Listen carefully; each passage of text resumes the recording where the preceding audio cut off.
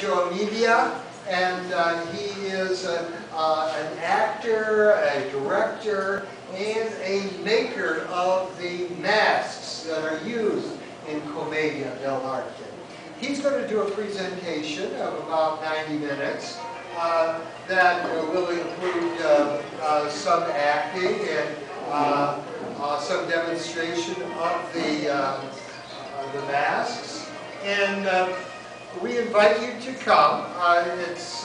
It's rare that we have the opportunity to get somebody who is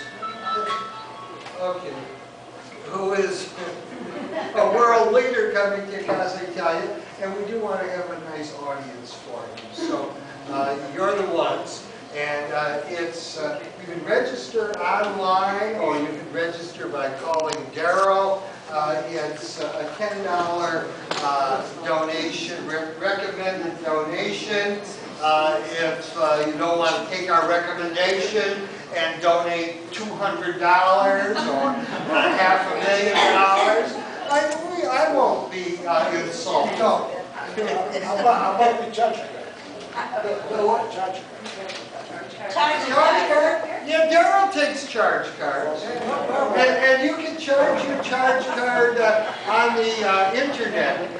If you go to our website, www.casaitaliachicago.org, you can find various events, click on them, and make a reservation for the events. And that helps us because then we know if we can expect anybody there, if we should prepare for 10 or 1,000 or whatever, somewhere in between. That would help us out. We've also got coming up on the 19th, another Saturday, May the 19th, Immersion Day. And everything's in Italian. And this is for people studying Italian, and even if Italian is your native language and you don't get a chance to speak it as much as you would like, everything will be in Italian. And it's led by the fabled Anna Clara Yonta. Anna Clara has a fantastic personality and spirit, and just to see her in action is worth the price of admission. And she makes learning a lot of fun, and she's very effective at it.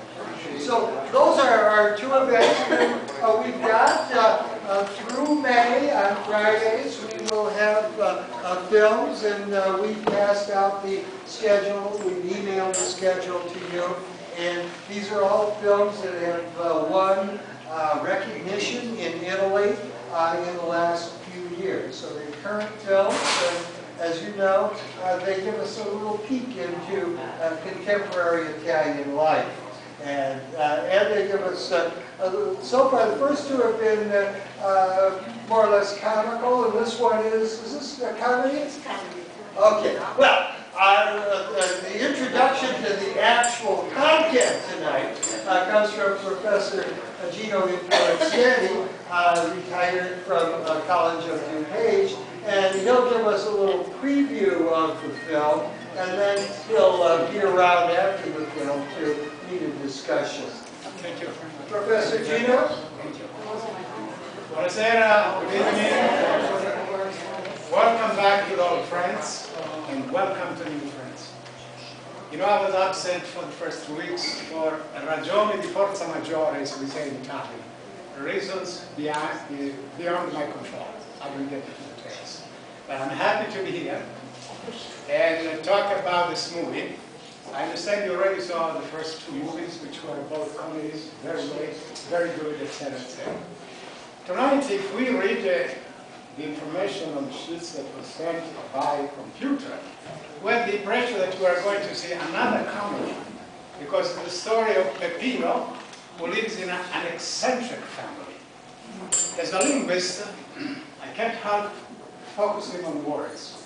Eccentric means unusual, kind of strange, maybe bizarre, even funny, but certainly not harmful.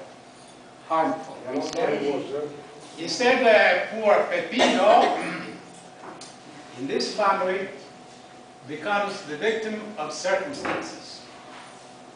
Peppino is supposedly a 7-year-old boy, which actually by the end of the story is 9 years old. But he was born, they tell us that he was born on February 20th, 1964.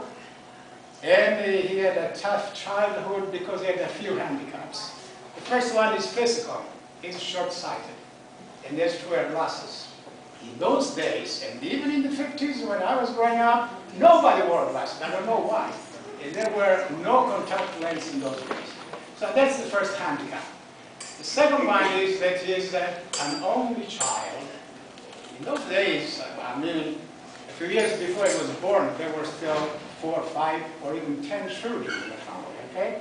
But he's a single child, he's an only child, and chances are he will remain forever an only child. The third thing is exactly the family. The eccentric family is all more than eccentric, as we shall see. He has his mother, of course, who is the oldest child in the family, early 30s, I think. No, actually, she's 28 when he's born. And then there are 2 brothers, and the youngest one is a sister. The relatives are not eccentric. I used to say in my days, they are sbullonati e svitati, which means all the screws are loose, all the bolts are gone. Because what they do to these kids is incredible. So, even though there is we can laugh here and there, the movie is actually a drama. Powerful, I insist on this word, psychological drama. Because Peppino, who is smothered and sheltered when he's born, suddenly becomes the victim of the stupidity and the decadence which permeates society at that time. Now, let me open a little parenthesis. The movie is not long, and I have to share with you my life, briefly. I was born in a small town in Sicily.